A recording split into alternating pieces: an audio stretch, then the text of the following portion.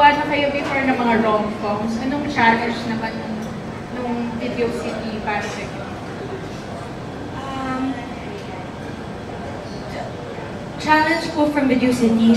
For me po, never pa po ako nakagawa ng period na character. Kaya, ibang-iba rin po siya sa mga ibang nagawa ko po na mga rom-com before. It was fun to learn more about the 90s and the simplicity of life.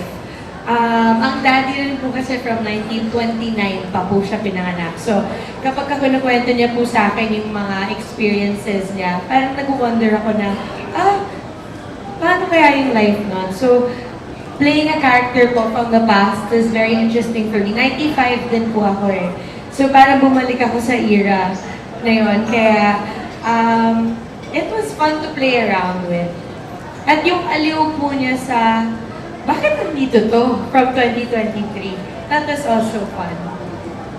Ayun, yung sa akin naman po, siguro hindi na naging challenging na para dito sa pelikula kasi nga nasa year 2023 ako so alam ko yung mga nangyayari. But siguro, ang challenge din for me is sanay ako sa mga characters na ginagampanan ko na may action, matapang, nakikipaglaban, nagliligtas.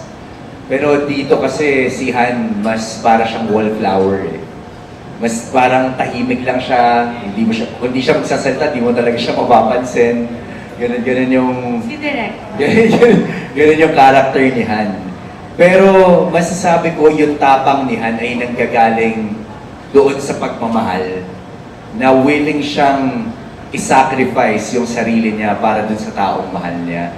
At hindi lang sa iniibig niya, kundi pati na rin sa kanyang mga magulang, sa kanyang mga kaibigan. So, I guess, yun yung naging challenge na parang ibang-iba sa mga ginagawa ko. But kung i-compare ko siya sa sarili kong buhay, malaki yung similarities namin yan.